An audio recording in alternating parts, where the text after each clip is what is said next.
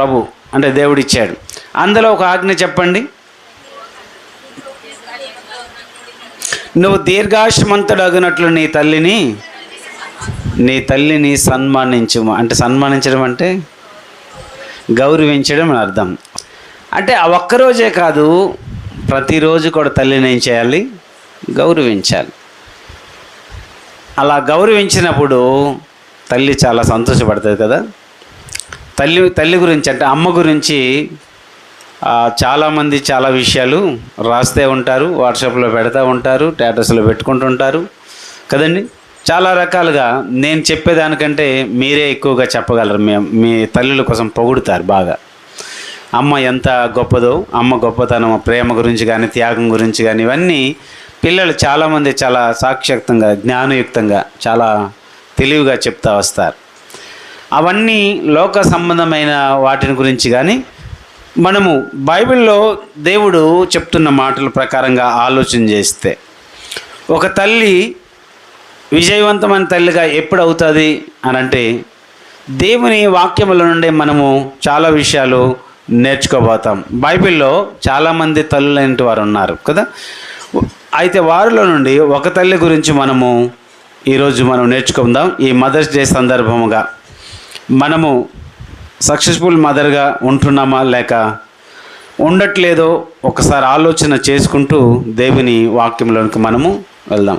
కుమార్తెగా చక్కగా ఉన్నావు, భార్యగా చక్కగా ఉన్నావు, ఒక తల్లిగా కూడా విజయవంతంగా నువ్వు రోల్ ప్లే చేయగలిగితే నిన్ను ఏం చేస్తారు? నీ పిల్లలు ఉదయాన్నే లేచి, సామెతలు అంటాడు కదా 31వ అధ్యాయంలో, నిన్ను పొగుడుతారు, ఘనపరుస్తారు మా అమ్మ అని చాలా చక్కని మాటలు మాట్లాడుతారని అంటారు. సరే, ఈరోజు తల్లులుగా ఎంత విజయవంతంగా మీ కుటుంబాన్ని నడిపించే విషయంలో, మీ పిల్లల్ని నడిపించే విషయంలో మీరు ఎలాగా పాత్ర పోషిస్తున్నారో ఒక స్త్రీని మీ ముందు పెడతా అలా మనం ఉన్నామా లేదన్నది కూడా ఒక పరీక్ష ఆలోచన మనం చేసుకుందాం. ఆ తల్లి పేరే ఏకేబేదు. ఆమె గురించి మనము నేర్చుకోబోతాం. ఈమెకి 2 కొడుకులు, 1 కూతురు. పెద్ద కొడుకు అహరోను, చిన్న కొడుకు మోషే, మధ్యలో కూతురు మిరియాం. ఈ ముగ్గురు విషయంలో కూడా తల్లి చాలా విజయవంతముగా తన పిల్లల్ని పెంచే విషయంలో, ఆ పిల్లల్ని నడిపించే విషయంలో, పిల్లల్ని కాపాడే విషయంలో ఎంత చక్కగా ఆమె పాత్ర పోషించిందో ఆ తల్లి గురించి మనము ఈరోజు దేవుని వాక్యంలో నుండి చాలా విషయాలు మనము నేర్చుకోబోదాం. అయితే లేవీడు ఒకడు వెళ్ళి లేవీ కుమార్తెను వివాహం చేసుకున్నాడు. ఆ లేవీడు అమ్రాము, ఆ లేవీ కుమార్తె ఏకోబేదు.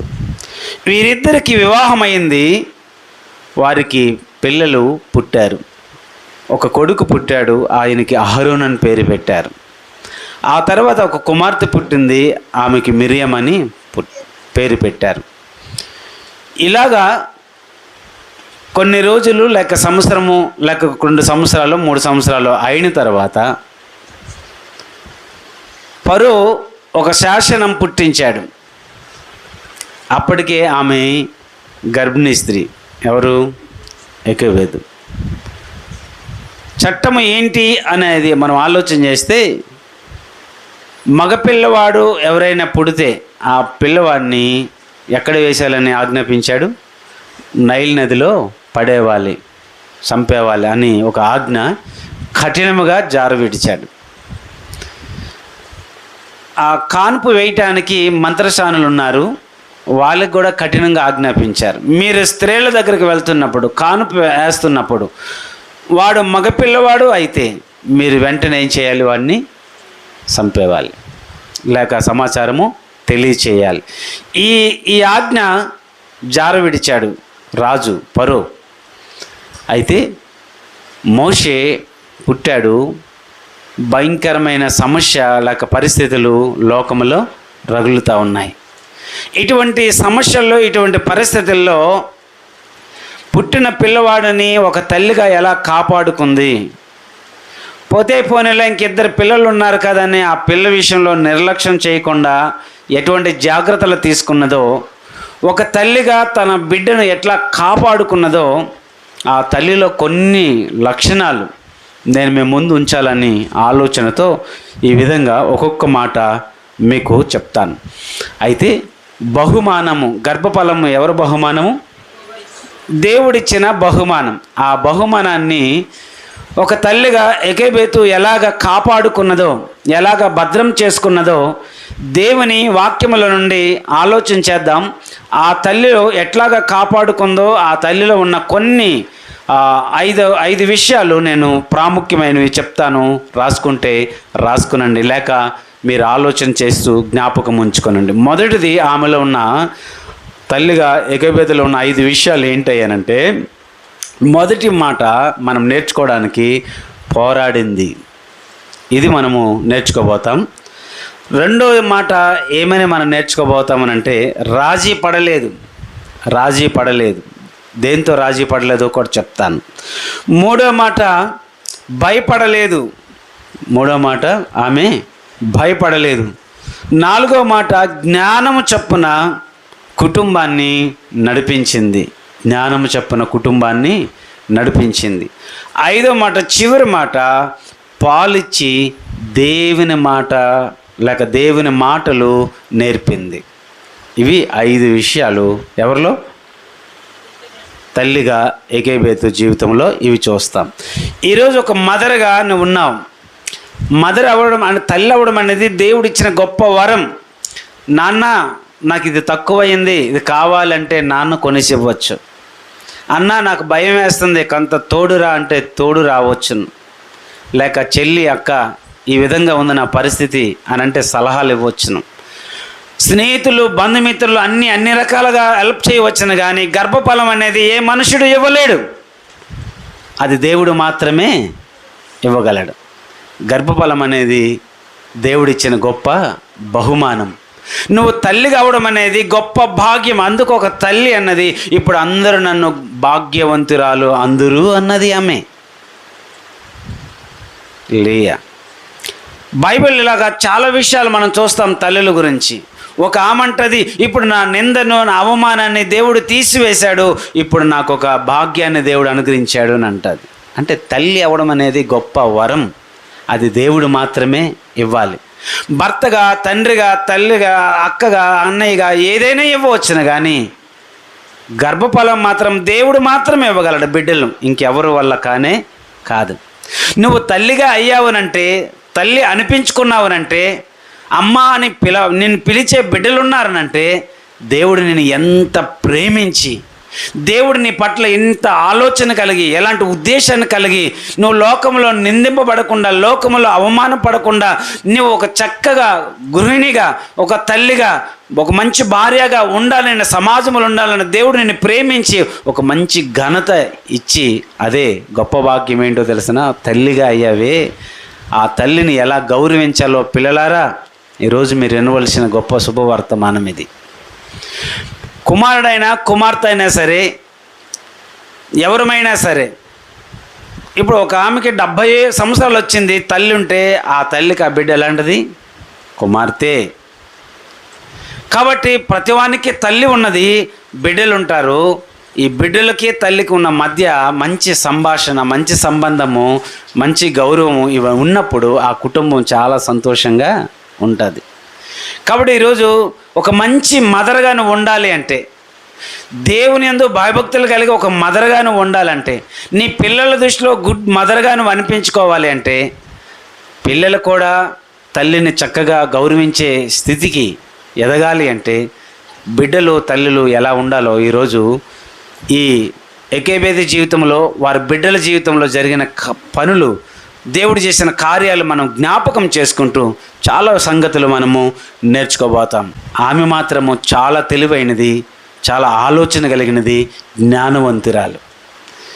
కుటుంబానికి ఇద్దరికి ఎవరికి జ్ఞానం లేకపోతే ఆ కుటుంబం నడిపించుకోవడం చాలా కష్టం. దేవుడు అందుకే ఎవరికో ఒకరికి దేవుడు జ్ఞానాన్నో, తెలివితేటలో, సామర్థ్యమో పెడతాడు. అలాగని ఇద్దరిని ఒకలాగా దేవుడు వదిలేడు. భర్త అయినా తెలివితేటలుగా, సామర్థ్యం కలిగి గొప్పగా ఉండాలి, లేక భార్య అయినా సరే గొప్పగా ఉండాలి. ఆ కుటుంబము చక్కగా నడిపించబడ్డానికి దేవుడు ఎవరికో ఒకరికి మంచి జ్ఞానాన్ని, చక్కటి సామర్థ్యాన్ని దేవుడు ఇస్తూనే ఉంటాడు. అయితే అటువంటి జ్ఞానం, అటువంటి సామర్థ్యము లోకానికి, శరీరాశలకు, సరదాలకు ఉపయోగించే దానికంటే దేవుని కోసం, కుటుంబం కోసం, పిల్లల కోసం ఉపయోగించగలిగితే ఆ కుటుంబంలోనూ, సమాజంలోనూ, సంఘంలోనూ ఎంత గౌరవంగా ఉంటుందో. కాబట్టి ఈ అమ్రాము పెద్దగా జ్ఞానం లేనివాడు, పెద్దగా అనుభవం లేనివాడు, కానీ ఆమె భార్య యోకెబెదు మాత్రం చాలా జ్ఞానం కలిగినది, చాలా చురుకుదనం కలిగినది, చాలా తెలివైనది.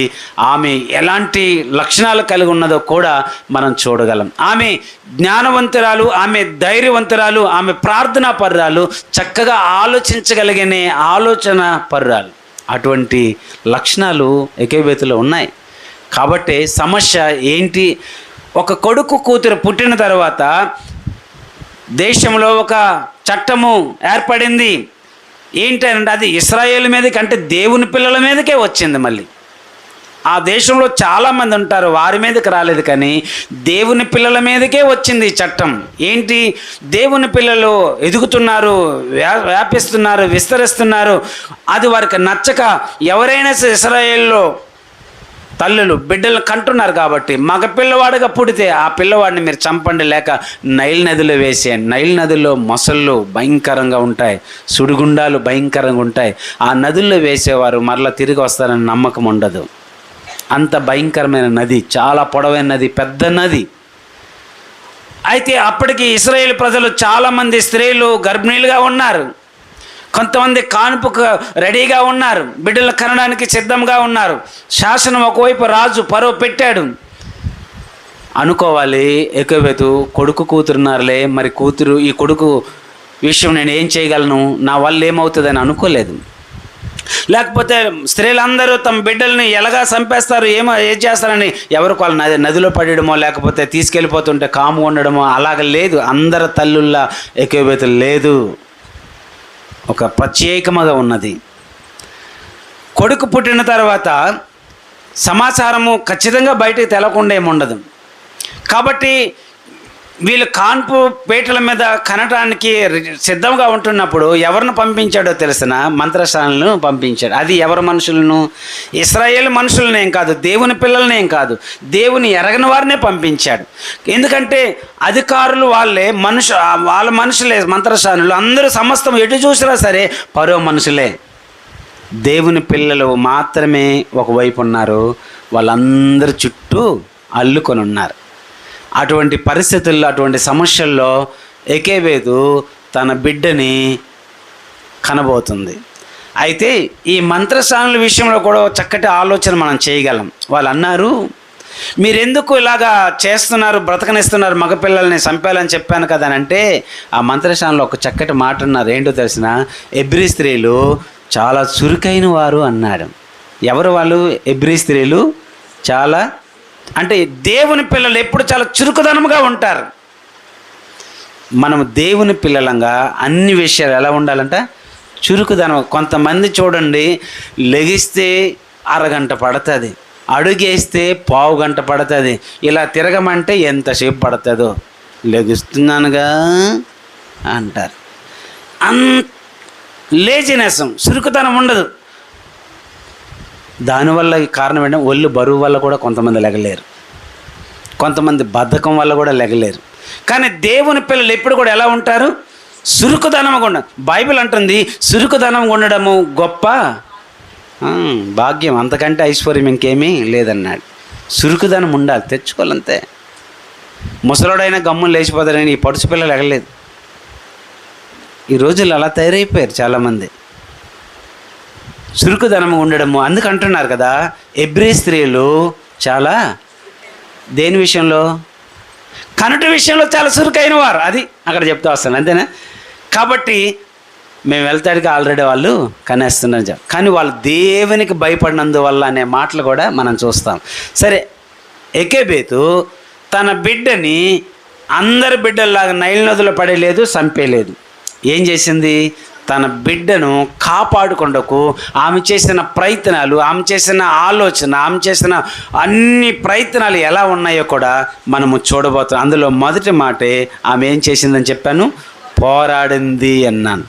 ఏం పోరాడింది అంటే తల్లి యొక్క ఆరాటం, తల్లి యొక్క పోరాటం, తెగింపు ఎంత గొప్పదయ్యానంటే, లోకంలో బిడ్డలు లోకంలో చచ్చిపోవటం కంటే, లోకంలో కలిసిపోవటం కంటే, లోకంలోకి వెళ్ళిపోవటం కంటే నా బిడ్డ అలాగ ఉండకూడదు, దేవుని కొరకు బ్రతకాలి, అది ఆలోచన చేసింది.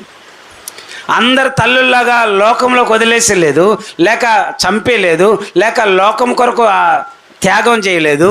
తన బిడ్డ లోకం కొరకు చచ్చిపోవడం కంటే దేవుని కొరకు బ్రతకడం మేలని తల్లి ఆలోచించింది. ఇది దానికోసం ఇప్పుడు పోరాటం. తన బిడ్డ దేవుని కొరకు బ్రతకాలి, దేవుడిచ్చిన బహుమానం ఇది, దేవుడిచ్చిన బిడ్డ కాబట్టి దేవుని కొరకు బ్రతకాలి. బహుశా ఈ బిడ్డ ఎంత గొప్పవాడవుతాడో ఎకేబెత్తుకు తెలియదు, గొప్ప నాయకుడు అవుతాడో తెలియదు, రాజు అవుతాడో తెలియదు, ఏమవుతాడో తెలియదు. కానీ దేవుడిచ్చాడు ఈ బిడ్డను కాబట్టి ఈ బిడ్డను కాపాడుట్లో తన ప్రాణాలైనా తెగించడానికి, పెట్టడానికి పోరాటము ఎట్లా చేస్తుందో ఇక్కడ మనం చూస్తాం. చాలామంది రాజు కఠినుడు, అందరి చుట్టూ వాళ్ళ అధికారులే, చుట్టూ వాళ్ళ మనుషులే, మంత్రశాలలో వాళ్ళ మనుషులే, సమాచారం ఎలాగైనా తెలిసిపోద్ది. పుట్టిన బిడ్డ ఒకరోజు ఆ ఏడవడు, రెండో రోజే నేడుస్తాడు కదా, తర్వాత కయ్యమంటాడు కదా, తెలిసిపోద్ది. వచ్చి చూస్తారు మగపిల్లాడా ఆడపిల్ల అని. ఆడపిల్ల అయితే బ్రతకనిస్తారు, మగపిల్లాడైతే ఇప్పుడు రివర్స్ వచ్చింది. ఏంటి చెప్పండి, దాన్ని తిప్పండి. ఆడపిల్ల అయితే చంపేయండి, మగపిల్లాడైతే బ్రతకనివ్వండి అంటున్నాడు. ఎవరైనా దేవుడిచ్చిన బిడ్డలే, బహుమానమే. ఆ బిడ్డను జాగ్రత్తగా కాపాడుకోవడానికి, భద్రత చేయడానికి మనం పోరాడాలి. కొన్నిసార్లు పరిస్థితులతో పోరాడాలి. ఇక్కడ ఎకేబెతు చాలా ధైర్యవంతురాలు, చాలా జ్ఞానవంతురాలు, చాలా ప్రార్థనా పరురాలు. తన బిడ్డను కాపాడుకున్నట్లో చాలా పోరాడింది. దేవుని పైన విశ్వాసం ఉంచి తన బిడ్డను కాపాడుట్లో నా ప్రాణాలు పోయినా పర్వాలేదు కానీ బిడ్డను మాత్రం ఎలాగైనా సరే కాపాడాలని ఆలోచించేసి. చూడండి ఒక మాట చూద్దాం పరిశుద్ధ గ్రంథంలో, నిర్గమాకాండం 2వ అధ్యాయము 2వ వచనం 3వ వచనంలో ఆమె ఏం చేస్తూ ఉన్నదో అక్కడ చాలా చక్కని మాటలు రాస్తూ వచ్చాడు. ఎన్ని నెలలు దాచింది అని రాయబడింది. ఆమె గర్భవతి అయిన తర్వాత కుమారుని కనిన తర్వాత ఆ బిడ్డ చాలా సుందరముగా ఉన్నాడని చూచి ఆ బిడ్డను 3 నెలలు ఎవరు కంట పడకుండా ఎంత భద్రంగా దాచిందో తల్లి చూడండి. ఏడుపు కూడా బయటకు రాకుండా ఆమె చాలా ప్రాణాలు అరిచేతిలో పెట్టుకుని, ఎందుకంటే రాజుకు తెలిస్తే కఠినంగా శిక్షిస్తాడు. అయినా సరే వాటన్నిటిని తెగించి పరిస్థితులకు పోరాడి ధైర్యంగా నిలబడి దేవుని మీద విశ్వాసం ఉంచి జ్ఞానము చప్పున ఆలోచన చేసి ప్రార్థన చేస్తూ దేవుని మీద ఆధారపడుతూ తన బిడ్డను ఎట్లా కాపాడుతుందో మనం చూస్తున్నాం. అందరి తల్లులాగా ఆలోచన చేయలే, తన బిడ్డ ఎలాగైనా సరే బ్రతకాలి, తన దేవుని కొరకు బ్రతకాలి, ఇది దేవుడిచ్చిన బిడ్డ అని దేవుని కోసము ఆమె బిడ్డను ఎట్లా కాపాడుతూ వస్తుందో అక్కడ మనం చూస్తూ ఉన్నాం. 3 నెలలు దాయగలిగిందనే మాట అక్కడ మనం అండర్లైన్ చేసుకుంటే, చాలామంది తల్లులు ఏం చేస్తూ వస్తున్నారంటే తన బిడ్డను, మగబిడ్డను అయితే చంపేయడమో లేక నైల్ నదిలో పడేయడమో ఏదో ఒకటి చేస్తున్నారు. అలా చేయట్లే. ఈరోజు ఒక్క ఆలోచన చేద్దాం. ఈ వచనాన్ని బట్టి అందరు తల్లుల్లాన్ని బిడ్డను లోకానికి వదిలేస్తున్నావా లేక దేవుని కొరకు పెంచగలుగుతున్నావా అనేది ప్రశ్న. అర్థమవుతుందన్నమాట. అందరు తల్లులు చట్టానికి భయపడి ఏం చేస్తాం, పరిస్థితులకు భయపడి, రాజుకు తెలిస్తే ఏదైనా చేస్తాడని భయపడి చంపేయడమో లేక నైల్ నదులు పడేయడమో. నైల్ నది అంటే ఏంటో తెలుసా? లోకానికి గుర్తు. అట్లా చేస్తూ ఉన్నారు. కానీ అలా చేయకుండా ఎకేబెతు మాత్రమే తన బిడ్డను ఏం చేసింది, అలాగా నదిలో పడేయలేదు, చంపేయలేదు, అంటే లోకానికి వదిలేదు, లోకంలో కలిసిపోయినట్లు చేయలేదు. కానీ దేవుని కొరకు ఈ బిడ్డ బ్రతకాలి, దేవుని కొరకు ఈ బిడ్డను పెంచాలి అని ప్రత్యేకముగా ఎన్ని నెలలు దాచింది? 3 నెలలు దాయగలిగింది, 3 నెలలు కాపాడగలిగింది. తర్వాత ఏం చేసిందో మనం చూస్తాం. అదే ప్రశ్న ఇలా మనం ఆలోచన చేస్తే, తల్లులుగా నీవు ఉన్నావు, తల్లిగా నీవు ఉన్నావు, చాలామంది పిల్లలు లోకంలో చాలా విచ్చలవిడిగా బ్రతుకుతూ వస్తున్నారు. అలా తల్లులుగా నీ బిడ్డలను లోకానికి వదిలేస్తున్నావా లేక దేవుని కొరకు నా బిడ్డ పెరగాలని ప్రత్యేకంగా పెంచుతున్నావా? అమ్రామ్, ఎకేబెతు కుటుంబంలాగా ఉన్నారా లేక లోకంలో అందరి బిడ్డల్లాగే ఏం చేస్తామని వదిలేస్తున్నావా? కాకి పిల్ల కాకికే ముద్దు కాదనట్లేదు, నీ బిడ్డ నీకే ముద్దు. కానీ బిడ్డ తప్పుదారిలో వెళ్తున్నప్పుడు సరిచేయలేకపోతే మనం ఉంటున్నామా? లేక నా బిడ్డ లోకంలోకి వెళ్ళిపోకూడదు, లోకంలో ఉండకూడదు, సాతాను కింద ఉండకూడదు, నా బిడ్డ ప్రత్యేకం దేవుని కొరకే ఎదగాలనే ఆలోచనతో పెంచుతున్నావు. సమస్యలకి పోరాడండి, పరిస్థితుల నుండి పోరాడి బిడ్డను పెంచండి. అలా పెంచినప్పుడు మోషే ఎంత గొప్పవాడయ్యాడో అలా మీ పిల్లలు ఏమవుతారు? చాలామంది పిల్లల్ని ఆ విధంగా పెంచలేకపోతున్నారు తల్లుళ్ళు. అందుకు ఇక్కడ చెప్తా వస్తున్నాడు కదా, మనము అట్లాగా ఉండకూడదు. ఆదివారం ఉద్యోగం ఉండవచ్చు, ఆదివారం పని ఉండవచ్చు, ఆదివారం వ్యాపారం. ఏం చేస్తామండి, అందరు వెళ్ళిపోతారట చర్చికి, ఈడికే చెప్తున్నారు అన్ని పనులండి, ఈ రావడానికి అవ్వట్లేదండి అంటే దేని కొరకు వదిలేస్తున్నాం మనము? నాన్న ఉద్యోగం పోతే పోని పర్వాలేదు, కానీ మనం దేవుని కోసము ఆదివారం తప్పక వెళ్ళాలి దేవుని మీద అనే తల్లిగా మనం ఉండగలిగితే, చెప్పగలిగితే నీ బిడ్డను ఎవరి కొరకు పెంచుతున్నావు అని అర్థం? దేవుని కోసం. ఆర్థిక పరిస్థితులతో పోరాడు, సమస్యలతో పోరాడు, పరిస్థితులతో పోరాడు, నీ బిడ్డను ప్రత్యేకంగా దేవుని కొరకు పెంచు, దాయగలుగు. ఏకేబేతు తన బిడ్డను అలా దాయటానికి పోరాడింది, అలా 3 నెలలు దాయగలిగింది. ఆమె శక్తి తన సామర్థ్యం కొలది. తర్వాత దాయలేనని తెలిసింది. తర్వాత ఆమె ఏం చేసిందో కూడా మనము చూస్తాం. ఒక మాట చూపిస్తాను చూడండి, కొలస్సీ రాసిన పత్రిక 2వ అధ్యాయం 2వ వచనంలో, మనము దేవుని ప్రేమలో ఎదగాలని, దేవునిలో మనం ఎదుగుతూ రావాలని ఏం చేయాలో చెప్పాడు అక్కడ. నేను ఎంతగా పోరాడుచున్నాను మీరు తెలుసుకొని కోరుచున్నారు. వారు ప్రేమయందు అతకబడి సంపూర్ణంగా వారి గ్రహింపు యొక్క సకల ఐశ్వర్యములు కలిగి తెలుసుకున్న వారై తమ హృదయములలో ఆదరణ పొందవలనని వారందరి కొరకు ఏం చేస్తున్నాడంట? పోరాడుచున్నాను. ఈరోజు మీ పిల్లలు ఆత్మీయంగా ఎదగాలని, దేవుని ప్రేమలు ఎదగాలని, దేవుని ఆశీర్వాదాలు ఎదగాలని ఒక తల్లిగా ఒక తండ్రిగా ఏం చేయాలి? పోరాడాలి. సమస్య ముందుంది. ఏకేబేతుకు తెలుసు కదా, భయంకరమైన. రాజుకు తెలిస్తే నువ్వు ఎందుకు ఇలా చేసావని ఇబ్బంది పెడతారు. బైబిల్లో ఒక మాట మీకు జ్ఞాపకం చేస్తాను. దేవుని సంతోషపరిచిన స్త్రీలు ఉన్నారు కొంతమంది. ఎవరయ్యానంటే ఈ మంత్రశానులు చెప్పగలము, రాహాబు కోసం మనం చెప్పగలము. ఎట్లాగంటే వీళ్ళు కూడా, ఏకేబేతు ఈ మంత్రశానులు కూడా దేవుని సంతోషపరచడానికి దేవునికి భయపడి బిడ్డను దాచిపెట్టారు. ఆమె కూడా ఏం చేసింది? ఏగులు వారిని దాచిపెట్టింది. అంటే పరిస్థితులకి వీళ్ళు రాజీ పడిపోలేదు, పరిస్థితులకి భయపడిపోలేదు. దేవుని బిడ్డల కొరకై వారు ఎలా నిలబడ్డారో, ఎలా పోరాడారో అన్న దానికోసం మీకు చెప్తున్నా. లోకానికి పిల్లల్ని వదిలితే లోకం ఏం చేస్తుంది? రాజీ పడలేదు అనే మాట కోసం ఆలోచన చేస్తే 16వ వచనం, 1వ అధ్యాయం 16వ వచనం, నిర్గమకాండం 1వ అధ్యాయం 16వ వచనం.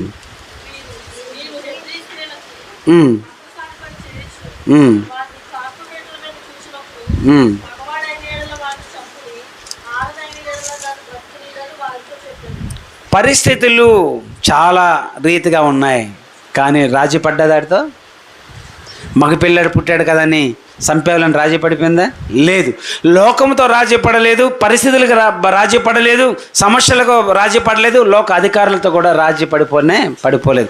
ఏం చేస్తామండి, లోకమంతా ఆలే కదా, మరి రాజీ పడిపోతే ఏమవుతానండి అని భయపడి ఏమి రాజీ చాలామంది అలాగనే రాజీ పడిపోతారు. ఏం చేస్తామండి, ఎటు చూసినా వాళ్ళ మనసులో, ఎటు చూసినా వాళ్ళ అధికారులు, ఎక్కడ చూసినా రాజు కిందే ఉన్నారు, అధికారులు రాజు కిందే ఉన్నారు, చుట్టూ చూసిన వాళ్ళ మనసులే. కానీ రాజీ పడకుండా తన బిడ్డ కొరకు ఎట్లాగా ఆమె నిలబడిందో ఇక్కడ మనం చూస్తున్నాం. అందుకు సమస్యలకు రాజీ పడలేదు, పరిస్థితులకి రాజీ పడలేదు, లోకానికి రాజీ పడలేదు.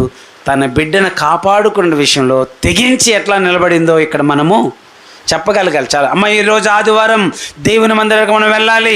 ఎవరికీ బిడ్డలు ఎదిగితే వాళ్ళకి పెళ్ళిళ్ళు అయితే అంత మాత్రం మనం భయపడిపోయి రాజీ పడిపో అవసరం లేదు. మన నియమం ఏంటో మనము ఖచ్చితంగా చెప్పగలగాలి. మనం క్రైస్తవులం, దేవుని వాక్యం చదవాలి, దేవుని మందిరానికి వెళ్ళాలి, ప్రార్థన చేసుకోవాలి, దేవునికి ఇవ్వాలి, దేవుని దగ్గర ఇలా ఉండాలని ఖచ్చితంగా కరాఖండిగా మనం చెప్పాలి. దేవుని మందిరం దగ్గరికి వస్తే మందిరంలో ఎలా కూర్చోలో కూడా చెప్పాలి. ఆడు తిరుగుతున్నాడు కదా, మన బిడ్డ కూడా తిరగని, ఈడు తిరుగుతున్నాడు కదా, ఈడు కూడా. అలా మనం రాజీపడి అందరిలా వదిలేస్తే చివరికి ఏమవుతారో తెలిసిన, దేవుని మందిరం అనేది చాలా క్రమంగా ఉండాలి. గమనించాలి మీ పిల్లల్ని. వాడు సరిగ్గా కూర్చోట్లేదు దేవుని మందిరంలో, సరిగ్గా వినట్లేదు దేవుని మందిరంలో, సరిగ్గా వాడికి ఇష్టం వచ్చినట్టుగా ఉన్నాడు. తల్లిగా నువ్వేం చేస్తున్నావు? ఏం చేస్తామండి మరి వాడిని వదిలేసాం చర్చిలో. నా మట్టుకు నేను వాక్యం ఉన్నాడు, ఏమి ఉన్నాడు, ఎక్కడున్నాడు, ఏ ఫోన్ చేస్తున్నాడు, ఏం చేస్తున్నాడు. చాలామంది చిన్న పిల్లలే కానీ తల్లితో ఎలా మాట్లాడతారో తెలుసండి, చాలా దారుణంగా మాట్లాడతారు. ఆడపిల్లలు మగపిల్లలు కూడా. తల్లిదండ్రులు గౌరవించాలి. నువ్వు ఎంత ఎదిగినా సరే నీ తల్లిని తండ్రిని ఏం చేయాలి? గౌరవించాలి, ప్రేమించాలి. పిలుపులు ఎలా ఉంటాయనండి, చాలా దారుణంగా పిలుస్తారండి తల్లుల్ని, తండ్రుల్ని. అలా పిలవడం అంత మంచిదేమీ కాదు. ఇక్కడ పరిస్థితులకి ఈమె రాజీ పడలేదు, చెప్పిందంతే. తల్లిగా తండ్రిగా మనం చెప్పాలి, బిడ్డలకు మంచి విషయాలు నేర్పించాలి, చక్కటి విషయాలు వారికి చెప్పాలి. ఈరోజు ఆదివారం ఖచ్చితంగా వెళ్ళాలి, ఈరోజు కుటుంబ ప్రార్థన ఖచ్చితంగా కూర్చోవాలి, ఖచ్చితంగా అన్ని కరాఖండిగా పిల్లలకు నేర్పించగలిగితే పెద్ద అయినప్పుడు వాడు వాటి నుండి, అది వాక్యం. సండే స్కూల్కి వెళ్ళినంత మాత్రం నాడేమీ ప్రయోజకుడు అయిపోడు. నీ లైఫ్ నుండి నేర్చుకుంటాడు చాలా విషయాలు, మన జీవితాల నుండి వాడు నేర్చుకుంటారు చాలా విషయాలు. అందుకు ఆమె లోకంతో రాజీ పడలేదు, దిగులు పడలేదు, కృంగిపోలేదు. పరిస్థితులు ఏనికి తొనకలేదు, బెనకలేదు. ఏం చేసింది తెలిసిన? దేవుని మీద ఆధారపడ్డది. అది ఎవరి మీద ఆధారపడ్డది? దేవుని మీద ఆధారపడ్డది. మీకు ఉదాహరణకు ఒక ముగ్గురు వ్యక్తులను చూపించిన. షడ్రక్, మేషక్, అబ్దెనగోలు వారు ఉన్నారు. అందరూ ఆ విగ్రహానికి ఏం చేస్తున్నారు? మొక్కుతున్నారు. నెటారుగా నిలబడ్డారంట. వాళ్ళు అంటున్న మాట చక్కని మాట. ఏంటో మాట తెలుసా? మేము సేవించుచున్న దేవుడు మమ్మల్ని కాపాడినా కాపాడుకున్న పర్లేదు, మేము ఆ దేవుని తప్ప వేరొక దానికి. అంటే అధికారులకి పరిస్థితులు భయపడిపోలేదు, లోకానికి భయపడి రాజీ పడలేదు. వీళ్ళు రాజీ పడ్డారా? రాజీ పడితే వీళ్ళు కూడా వారిలాగా ఏమైపోవాలి? ఈరోజు చాలామంది తల్లిదండ్రులు క్రైస్తవులు అని చెప్పుకుంటూ లోకానికి భయపడిపోతున్నారు. రిజర్వేషన్లు ఉండవని, లేకపోతే రావాల్సిన డబ్బులు రావని. క్రైస్తవుడుగా ఒప్పుకోలేకపోతున్నాడు. క్రైస్తవుడు గొప్ప. చూడండి దానియేలు గ్రంథం 3:17 ఈ మాట చూద్దాం. చదువుతారా? దానియేలు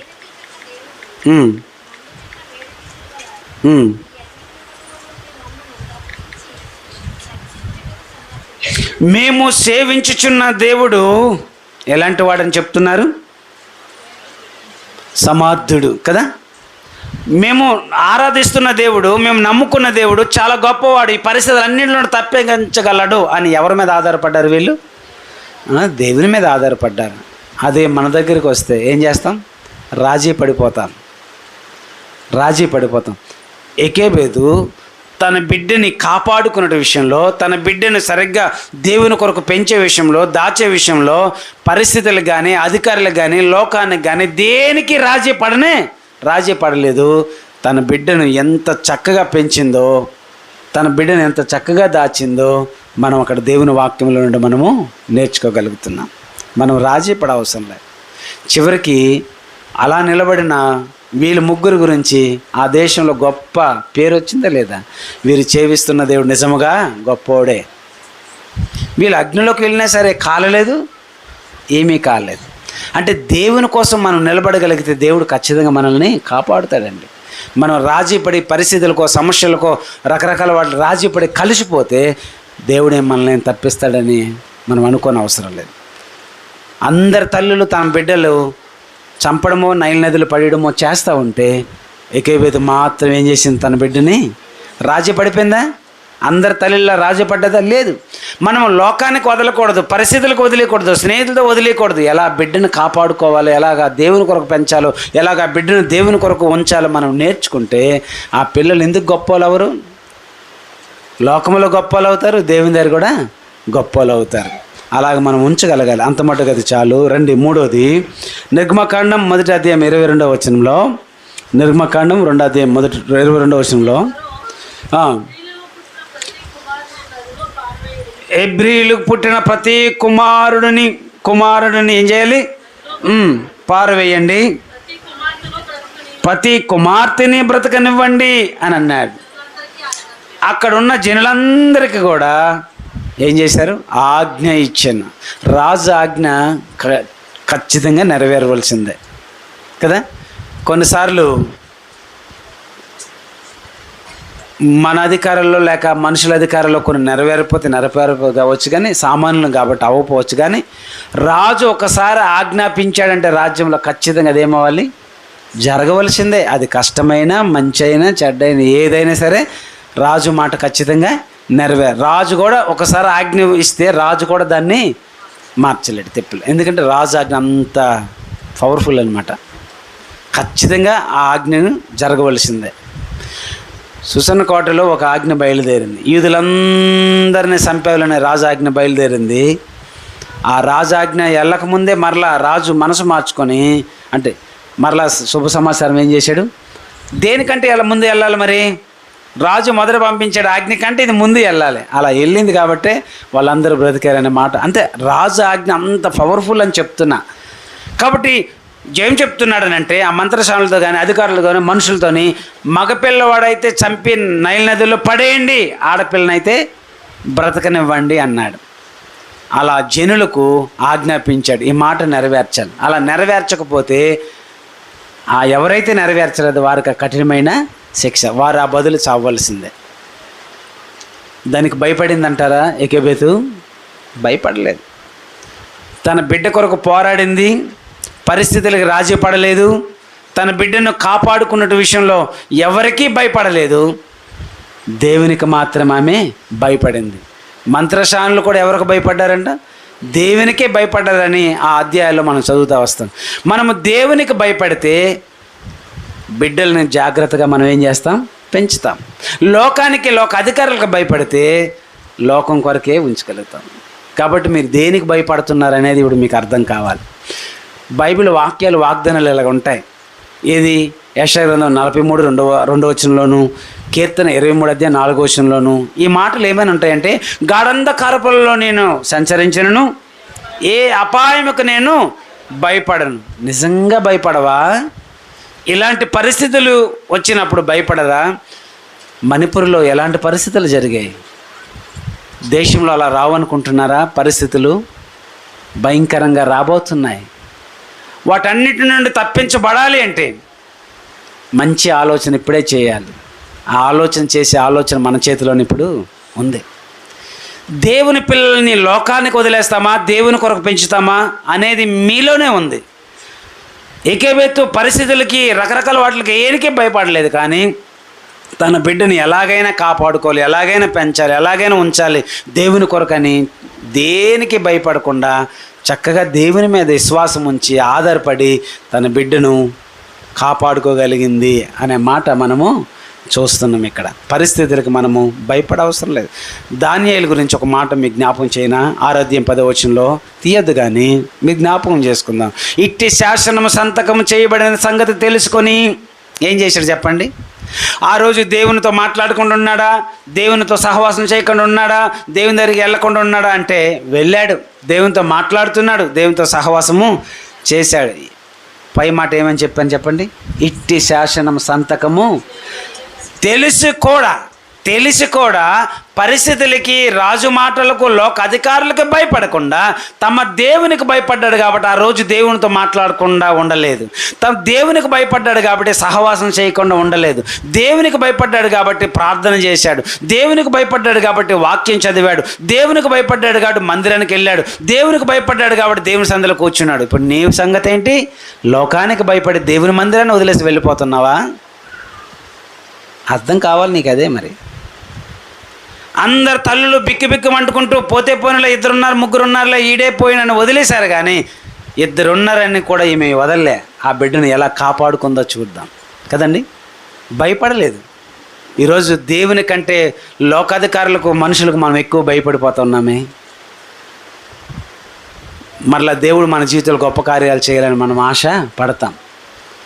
కాబట్టి ఇట్టి శాసనము సంతకం చేయబడిన తెలుసుకుని కూడా దేవుని దగ్గరికి వెళ్ళకుండా మానేశాడండి? మానలే. ఈరోజు పెళ్ళని తెలిసి కూడా దేవుని దగ్గరికి వెళ్ళడం మానేశాడా? ఈరోజు వెళ్తే 200 ఇస్తారని, ఎగసిస్తారని తెలిసి కూడా వెళ్ళడం మానేశాడా? చెప్పండి ఏమండి? 1000 రూపాయలు ఇస్తారని తెలుసు, పెళ్ళికి వెళ్ళకపోతే బాగోదని తెలుసు, అసలు ఆటికి వెళ్ళకపోతే తెలియదు, కానీ దేవుని మందిరానికి ప్రాధాన్యత ఇచ్చారు. మనము దేవుని మందిరాన్ని వదిలేద్దాం, 1000 రూపాయల దగ్గరికి వెళ్దాం. అని వెళ్ళిపోతున్నారు చాలామంది. కొడుకుదే కావచ్చు, ఏది ఏ కొడుకుది? నీ కొడుకుది అయితే పెట్టవలే, ఎందుకంటే మేము ఒప్పుకోం కాబట్టి ఆదివారం పెడితే పెళ్ళి. ఎవరో పెద్దనాన్న కొడుకో అత్తమ్మ కొడుకో ఏ కొడుకో ఎవరైనా కొడుకే కదా, ఆ కొడుకు పెళ్ళి అని సరే ఆదివారం కూడా కాసేపు ఎందుకమ్మా నువ్వు కింద కూర్చున్నావు అంటే ఏ పని ఉందండి వెళ్ళిపోవాలండి, అందుకు కూర్చున్నావు కింద అంటే ఎంతసేపు ఉంటుందో తెలిసిన ఒక 5 నిమిషాలు వచ్చి తండ్రి ప్రభు నీకు తెలుసు కదా పెళ్ళి అనుకుని వెళ్ళిపోద్దంట ఆమె. ఇట్టి శాసనం సంతకం తెలిసి కూడా దానియేలు దానికి భయపడలేదు. కానీ మీరు దేనికి ఇస్తున్నారు ఇంపార్టెంట్ చెప్పండి? మీరు చెప్పాలి నిజమైన క్రైస్తవులు, అమ్మ ఈరోజు నువ్వు పెళ్లి పెట్టుకున్నావు, నువ్వు తిట్టుకున్నా పర్వాలేదు, నువ్వేమనుకున్నా పర్వాలేదు, మాతో కలవపోయినా పర్వాలేదు, సంబంధం ఉన్నా పర్వాలేదు, నేను దేవుని దగ్గరికి వెళ్తాను, నేను రాలేనని చెప్పగలిగే క్రైస్తవుడు ఎవడున్నాడు చెప్పండి? ఇక్కడ అలాంటి రోషం కలిగిన క్రైస్తవులు ఎవరున్నారు? ఎవ్వరు లేరు. దానికి ఇంపార్టెంట్ ఇస్తారు. కొన్ని పరీక్షలు ఉంటాయి, అది తప్పదు, జీవితానికి అది చాలా ప్రాముఖ్యం కాబట్టి అది పక్కన పెట్టండి. మిగిలిన విషయాలకి రాజీ పడిపోతున్నాం, భయపడిపోతున్నాం, కానీ దేవుని మందిరానికి దూరం అయిపోతున్నాం. నేను దేనికి భయపడను, రాజీ పడనండి, దేవుడే నాకు ప్రాముఖ్యమన్న క్రైస్తవులు ఎవరైనా ఉన్నారని చూపించగలరా అంటే వేల సంఖ్యలో కూడా ఎవరు చూపించలేరు. ఎందుకంటే ప్రాముఖ్యత లోకానికి ఇచ్చేస్తున్నాం, దేవుని మందిరానికి మనం క్రమంగా రాలేకపోతున్నాం. సమయం అంటే సమయం. ఈ మధ్యనే ఒక దగ్గరికి వెళ్ళాను, ఒక ఆయన అంటాడు 9 గంటలకు చర్చ్ అంటే 10 నిమిషాల ముందే అందరు వచ్చేస్తారండి, టైం కూడా అలాగ అయిపోద్దండి అంటున్నాడు. మనకు చెప్పండి ఎన్ని గంటలకు వస్తుంది? సమయానికి ఉండండి, పాటలు పాడే సమయానికి ఉండండి, పరిస్థితులకో ఇంటికో రకరకాల వాటిలో మనం భయపడే అవసరం లేదు. దేవునికి భయపడితే అవన్నీ వదిలేస్తాం, అవన్నీ పక్కన పెడతాం, ముందు దేవునికి ప్రాముఖ్యం ఇద్దాం. అప్పుడు దేవుడు మనం అందుకంటాడు, నా నీతిని నా రాజ్యాన్ని మీరు మొదట ఎతకండి. తెలుసు, మీకు తెలుసు, నాకు కూడా తెలుసు, కానీ ఏం చేయమంతే. దానియేలు భయపడలేదు. ఏం చేశాడు చెప్పండి? ప్రార్థన చేస్తే ఎక్కడ వేస్తారని తెలుసు? సింహాల బోన్లో వేస్తారో, లేకపోతే అగ్నిగుండంలో వేస్తారో, లేదా ఎక్కడ వేస్తారో శిక్ష అయితే ఉందని తెలుసు, కానీ భయపడ్డా? భయపడలేదు. మనం భయపడుతూ దేవా అంటే ఎలాగా? ధైర్యంగా నిలబడితే, అందుకు మీకు ఇంద్రియ నిగ్రహం ఇచ్చాను కానీ పిరికితనం గల ఆత్మను మీకు నేను ఇవ్వలేదన్నాడు. సరే, అంత మాట కదా, చాలు రండి ఇంకా త్వరగా వెళ్దాం. నిర్గమకాండం 2వ అధ్యాయం 4వ వచనం చదవండి.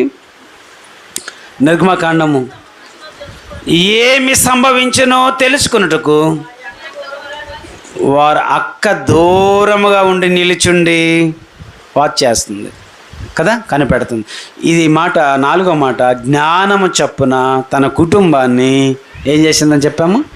నడిపించింది అన్నాడు. అందుకు బైబిల్ అన్నాడు, జ్ఞానవంతురాలు తన ఇల్లు అంటే ఏ ఇల్లు? ఇటుకలు రాయిల ఇల్లా? కాదండి, కుటుంబం, భర్త, భార్య, పిల్లలు, ఈ ఇల్లు, ఈ కుటుంబం, ఇది కట్టును అంటున్నాడు.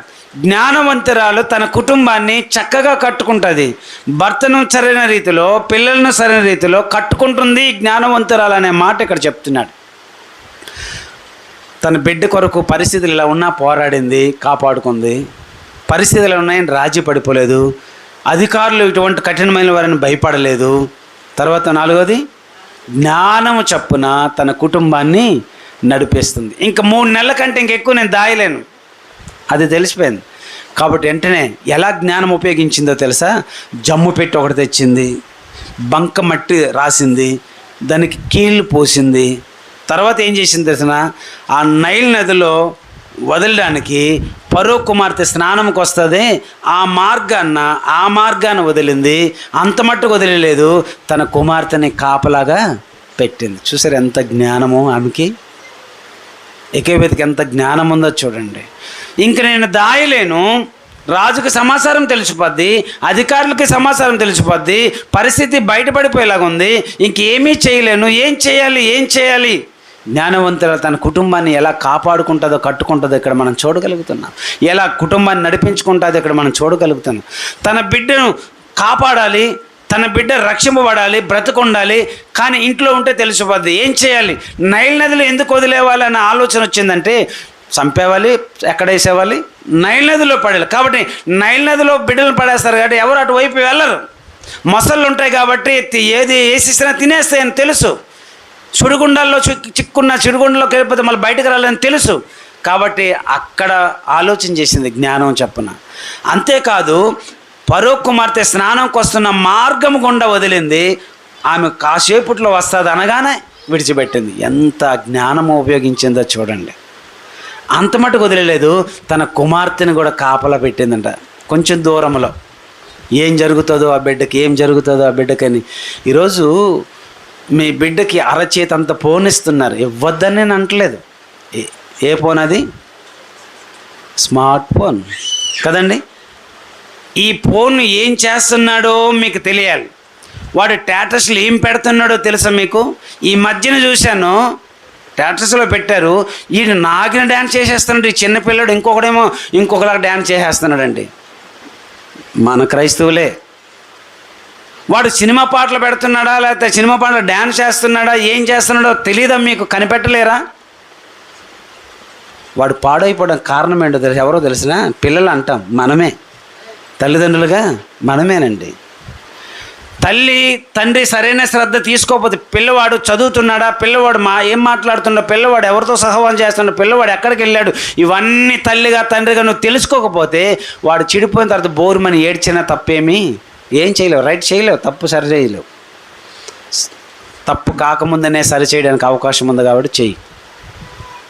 ఇవ్వు, ఫోన్ ఇవ్వు, కావలసినవన్నీ ఇవ్వు. కానీ వాడు దేనికి ఉపయోగిస్తున్నాడు, ఏం చేస్తున్నాడు అనేది కనిపెట్టగలిగితే ఒక తల్లిగా. చాలామంది తల్లి ఆవేదన ఏంటో తెలిసిన, మా పిల్లోడు ఎంత లేదు బూతులు తిడుతున్నాడండి, మా పిల్లోడు ఎంత లేడు కానీ చెయ్యెత్తుకొని నా మీదకి వచ్చేస్తున్నాడండి కొట్టడానికి. ఎందుకు కన్నానా ఈయనని ఏడుస్తున్నానండి. లేరా తల్లిదండ్రులు అలాంటి వాళ్ళు? చాలామంది తల్లులు ఏడుస్తున్నారు. ఈ అమ్మ ఎంత లేదు ఏంటమ్మా అంటుందంట.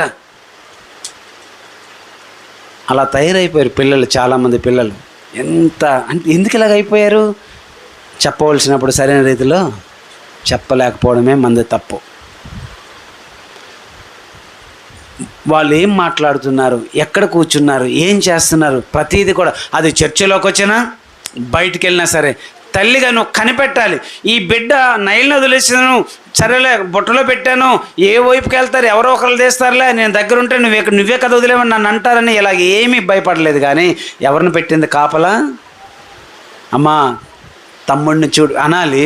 ఇంకోటి చెప్పనా, ఈమె డెలివరీ మనిషి కదా, ఎవరు? ఏకేపోయేది. బయటికి వెళ్ళి బుట్ట కానీ మట్టి కానీ తేలేదు. అమ్మరామకు పెద్ద అనుభవం లేదు, పక్కన పెట్టండి. ఇప్పుడు ఎవరు వెళ్ళి జ్ఞానం తెచ్చుకొని ఆలోచన చేసి ఎంత చక్కగా ఆలోచించిందో చూడండి. అంతేకాదు ఆ ఆడపిల్లని ఆ కాపలా పెట్టింది.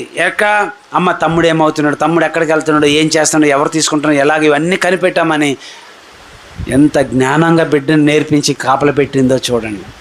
మనము నేర్పిస్తాం బిడ్డలకి, కానీ అది ఎక్కడ నేను చెప్తానంటే పాలిచ్చే దగ్గర ఎలా నేర్పిస్తారో చెప్తాను నేను. ఈమె ఎంత జ్ఞానంతో కుటుంబాన్ని కట్టుకుంటుందో ఇక్కడ మనం చూస్తూ ఉన్నాం. అట్లా మనం ఒక మాట చూపిస్తాను చూడండి. సామెతలు 31:27 సామెతలు, తన ఇంటి వారి నడతలను బాగుగా కనిపెట్టును. ఎవరు కనిపెడతారు? ఏంటి తన ఇంటి వారి నడతలు ఎవరు బాగా కనిపెట్టాలి? ఏమండి మీరు ఎందుకు కాలు ఇలాగని నడుస్తున్నారు, ఏమైంది అని ఎవరు అడిగారంట? స్త్రీ అడిగింది. ఎందుకని? భర్తను చూసింది కాబట్టి. రే నువ్వేంటి అలా ఎగురుతున్నావు అని ఎవరు చూశారంట? తల్లి చూసింది కాబట్టి. ఏంటి కూర్చున్న విధానం ఏంటి అని ఎవరు చూశారంట? తల్లి చూసింది. ఇవన్నీ ఎవరు సరి చేయాలంట? తల్లి సరి చేయాలి. చాలా విషయాలు నేర్పిస్తాము, కానీ కొన్ని విషయాలు నేర్పించలేకపోతున్నారు. యెహోవా యందు భయభక్తులు కలిగిన ఒక తల్లి, ఒక స్త్రీ తన బిడ్డల యొక్క నడతలు కానీ తన ఇంటి పరిస్థితులు కానీ అన్నీ బాగుగా ఏం చేస్తుందంట? కనిపెడుతుందంట. దేంతో కనిపెడుతుంది? కంటితో కనిపెడుతుంది, జ్ఞానంతో కనిపెడుతుంది, తెలివితో కనిపెడుతుంది, భయభక్తులతో కనిపెడుతుంది. అన్ని విషయాలు చాలా చాకుచక్తంగా చురుకుగా కనిపెడితే ఉంటుందంట. తన బిడ్డలు ఏం మాట్లాడుతున్నారు, తినే విషయంలో కూడా చూస్తుందంట. ఏ విషయంలో? బిడ్డలు తినే విషయంలో కూడా కనిపెట్టాలంటాం.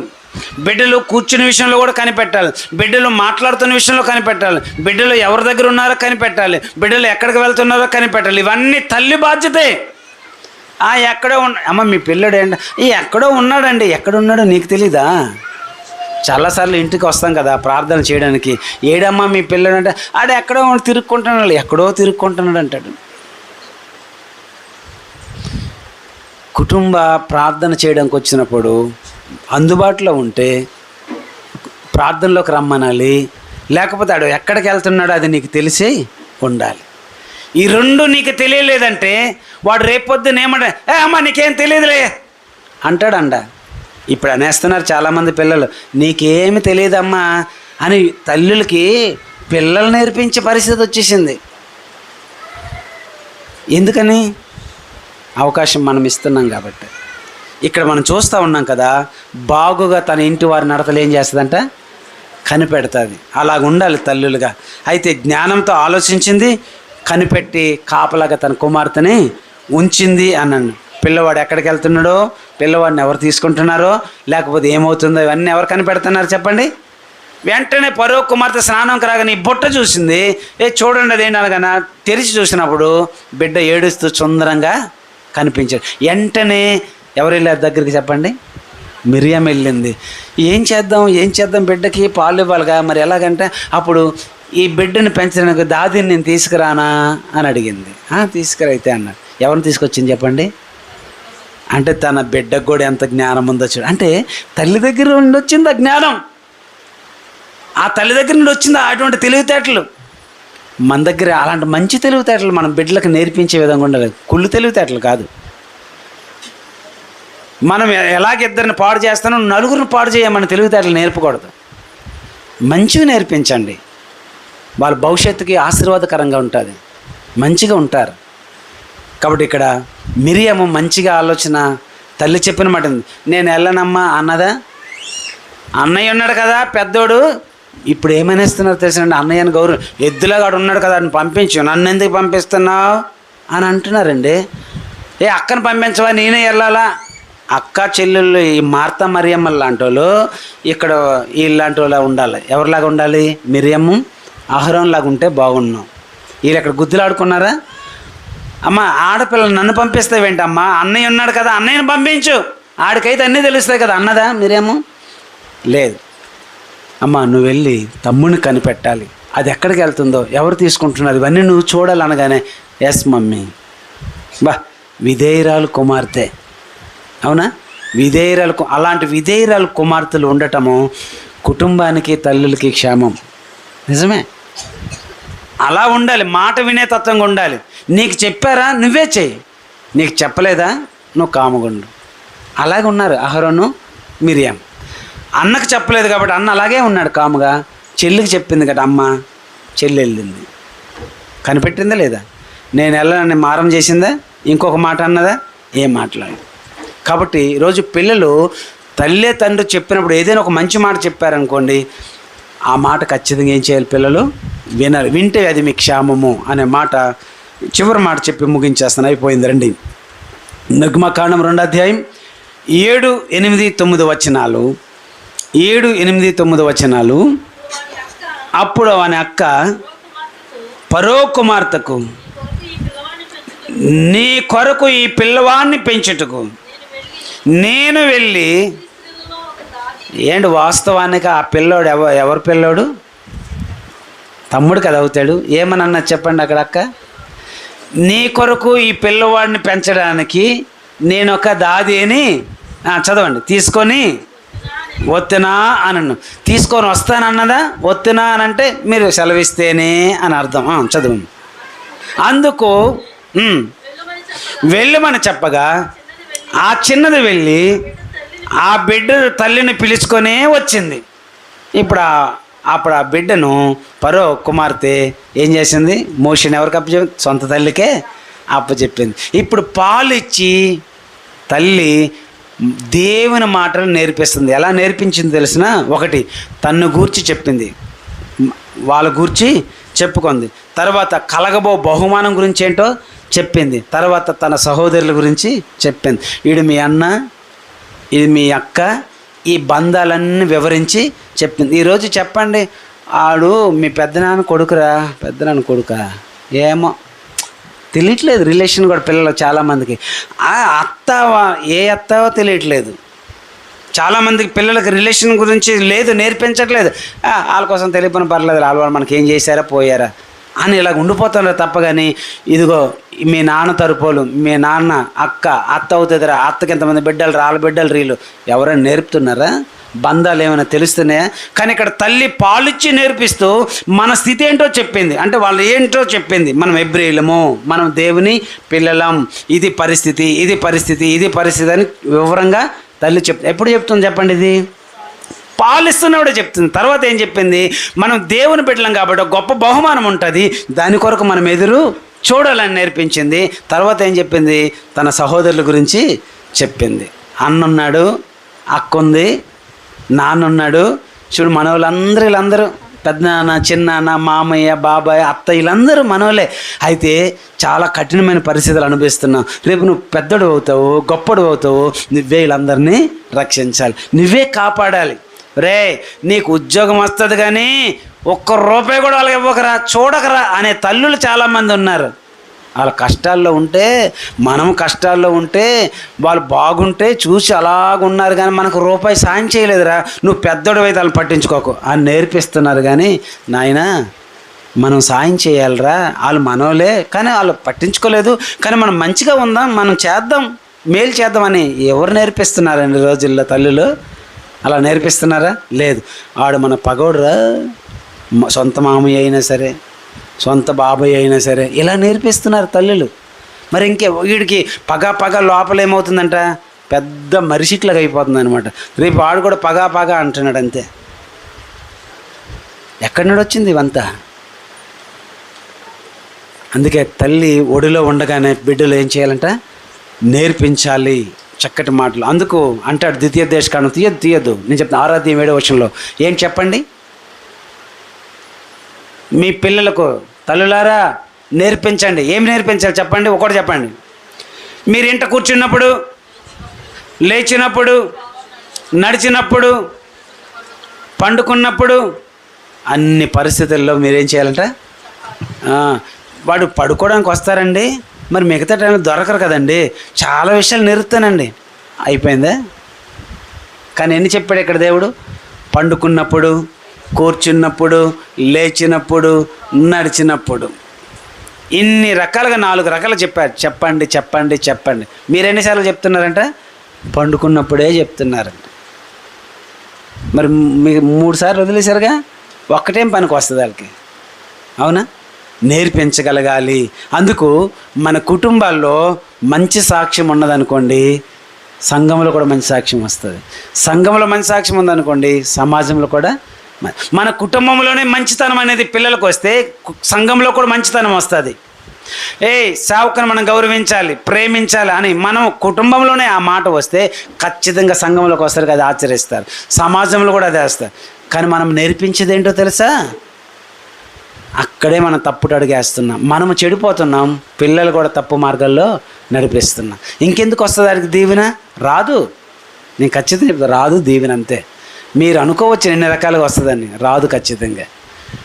నేర్పించండి విధేయత, దేవునికి భయపడడం నేర్పించండి, సేవకుడికి మర్యాద ఇవ్వడం నేర్పించండి. ఖచ్చితంగా వాళ్ళు మంచివారు అవ్వకపోతే అప్పుడు అడగండి. మీరు అలా చేయలేరు కనుకనే మీరు ఏదో అనుకుంటారు, పిల్లలు ప్రయోజకులు అయిపోతారని. ఎలాగైపోవాలి? అవ్వాలనే కోరుకోవడం మంచిదే, ఆశపడ్డం మంచిదే. అవ్వాలంటే దేవునికి భయపడ్డం ముందు మనము నేర్పించండి, దేవుని వాక్యానికి భయపడ్డం నేర్పించండి, దేవుని సన్నిధికి భయపడ్డం నేర్పించండి. అలాగ తల్లిలా నేర్పిస్తే చివరికి మోషే ఎంత గొప్పవాడయ్యాడు చెప్పండి?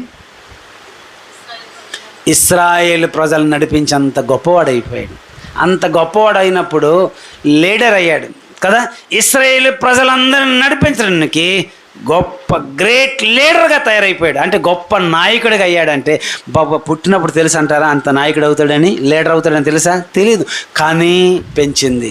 చివరికి ఏమయ్యాడంట? దేవుని ప్రజలు నడిపించే లీడర్, నాయకుడు అయిపోయాడు. ఈరోజు అటువంటి లీడర్గా, నాయకుడిగా అవ్వాలి అంటే తల్లులుగా చక్కగా పెంచినప్పుడు పిల్లలు గొప్పగా ఎదుగుతారు. రండి తలలు వంచండి.